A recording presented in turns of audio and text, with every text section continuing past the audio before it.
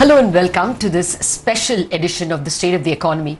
We are discussing the important macroeconomic number that has just been announced, the CPI numbers. The CPI numbers for January have come in at 6.01%. The CNBC TV18 poll was expecting 5.98. So we are almost there.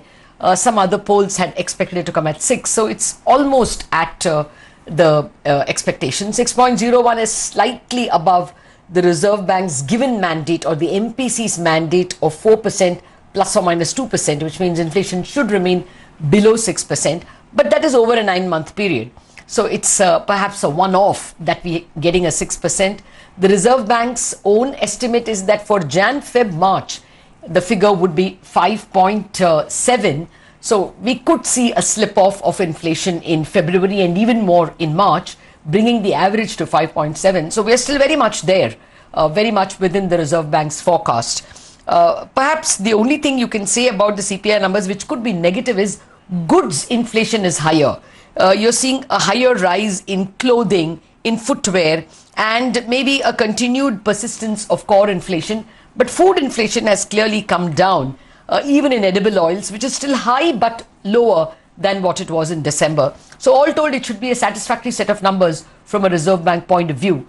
But let me get our experts in. Joining me now is Anubhuti Sahai, the Chief Economist from Standard Chartered Bank. We also have D.K. Joshi, who is the Chief Economist from CRISIL, with us. And in a bit, we will have more economists joining us.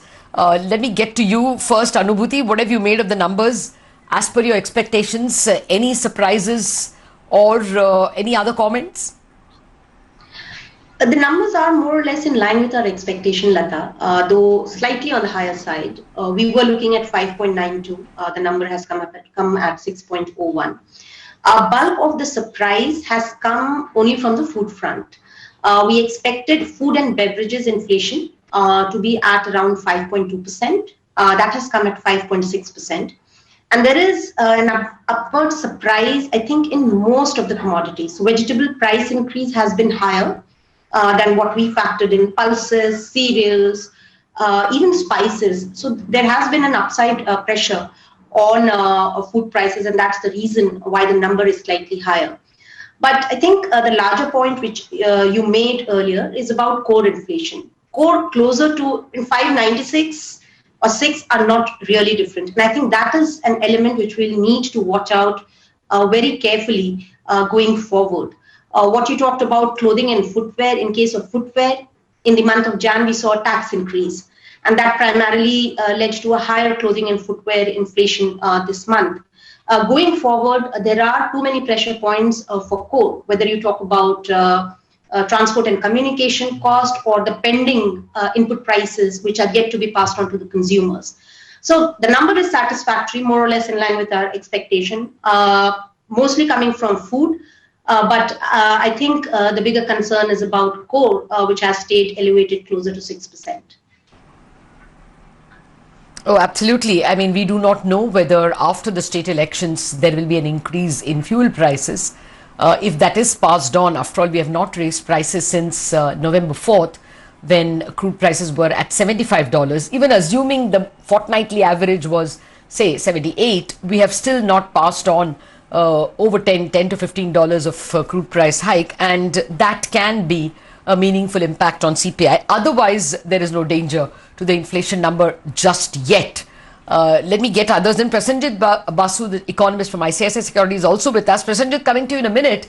Mr. D.K. Joshi, your thoughts? Well within Reserve Bank's forecast. Any fears at all? Well, I think for the next 2 months, I think the stress point could be the crude oil, I think, which is very clearly, I think, continues to rise. Otherwise, I think the overall inflation is broadly, I think, as you rightly pointed out, I think you could still get 5.7% for the last quarter of this fiscal year. So not much challenge there. Interestingly, I think the dal roti or the food part has become cheaper. I mean, the inflation in pulses, proteins, so to say, I think is only close. I think it's about 3.02%. and in cereals, I think it is 3.4%. So I think the basic necessity of dal roti is, I think, that is witnessing lower inflation. Services, I think, interestingly have come down, except I think the service that we all need right now is recreation and amusement. I think their inflation has crossed 7%. So it's a mixed bag. I mean, overall, no fear right now. But I think over the next couple of months, I think we have to really keep our fingers crossed on how various trends play out, particularly the crude oil. Okay. Prasenjit, your thoughts, do you think that we are in for, a higher inflation later on in the year? Or are you as confident as the Reserve Bank is that we will get to 4% by the second half of FY23 and average 4.5%? Yes, I think that inflation is going to recede as we go forward, partly because we've had a few, we've got base effects that are going to be helpful. If you recall, last year, the second wave was really March, April, May, June. And there were a lot of disruption as a result of that. And inflation was relatively high as a consequence over that period. January, by contrast, was a month last year when inflation was relatively low. So the base effects were a little unhelpful this month. And that is why 6% is almost exactly in line with almost everybody's expectations for January. But as we go forward, base effects will be helpful. The third wave has come and gone. It's basically, it came in January. By the 10th of February, it had receded. So the disruptions caused by that third wave were relatively short-lived, and that's going to be helpful. I'd also just like to stress that this inflation read is going to have very little actual impact on the monetary policy outlook. I think it's important to understand. I think I've been pointing out to clients that if you look at the US in the 60-year pre-COVID period, US average broad money growth was 6.8% over 60 years. During the COVID period, since March 2020, it has M2 growth in the US has averaged 19% through that period. Yes. Extraordinary monetary accommodation. In India, by contrast, average M3 growth in the 30-year pre-COVID period was 15.5%. During the COVID period, M3 growth was 11.3% average for this entire period from March 2022 and 2021. So yes. There's been no extraordinary monetary accommodation in the Indian case. There has been truly extraordinary monetary accommodation in the US. That contrast, I think, means Absolutely. that there is not going to be as much of a need for India to roll back monetary accommodation, because there wasn't too much to begin with. No, that's fair point, Prasenjit, and I think the governor went to great lengths to explain that in his monetary policy speech as well, that we don't have to walk the same path as the central banks of the developed countries, because their balance sheet expansion or their printing of currency was far higher than what it has been in India. But as the economy opens up even more after these waves of infection, there are chances of services inflation, and core is still standing at 6% almost, or 5.96 if you please, depending on how you calculate. So Abhishek Upadhyay, that question to you, do you think RBI is being overly optimistic, or would you give them the benefit of doubt?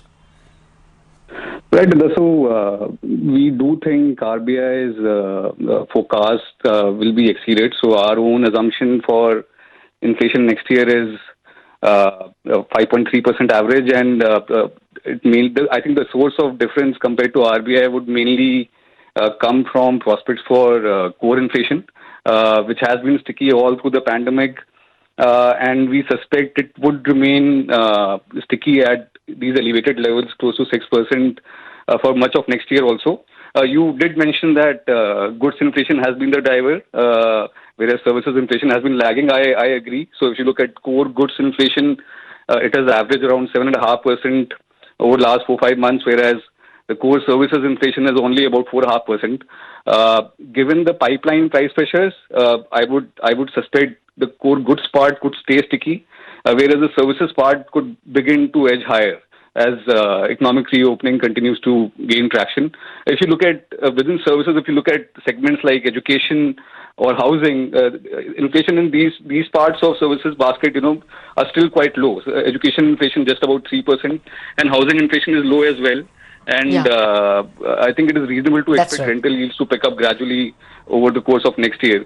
Broadly, more fundamentally, I think the concern is that output gap in India may not be as negative as would seem to be the case if you compare growth with the pre-pandemic growth trend line, which still shows about a 10% gap at the end of this fiscal year.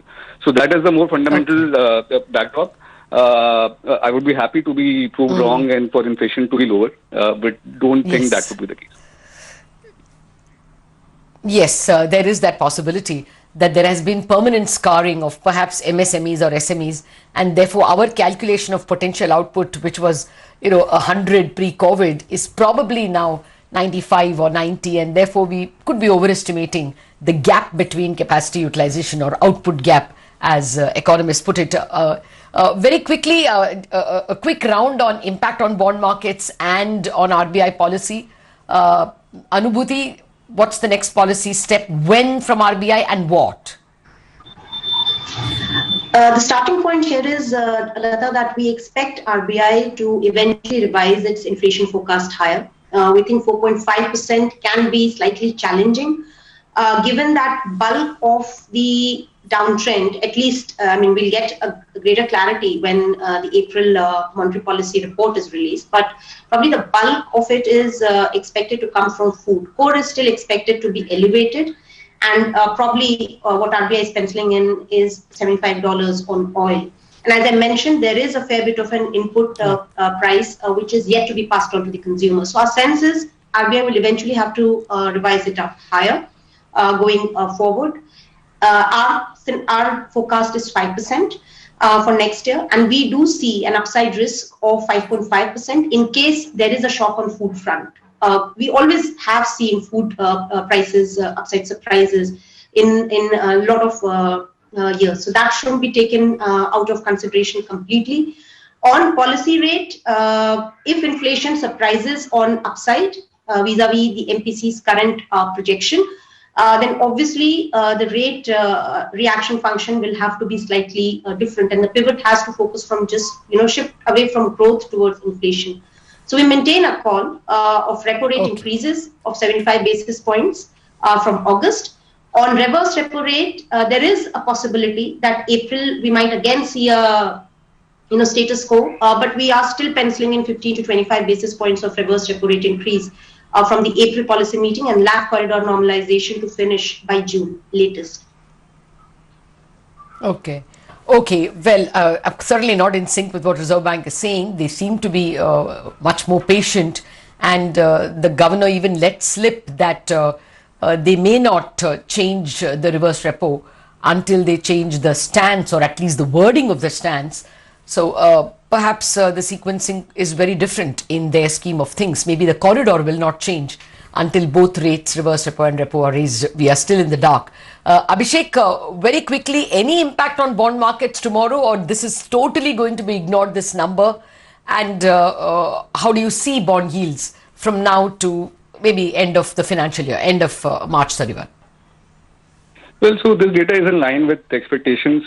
Core inflation also, there was perhaps a worry it could print higher, because in the earlier wave, second wave, first wave, we have seen core inflation jumping higher. So that has not happened. But given that we just had monetary policy and this number is close to RBI's estimate as well, don't think there should be much impact.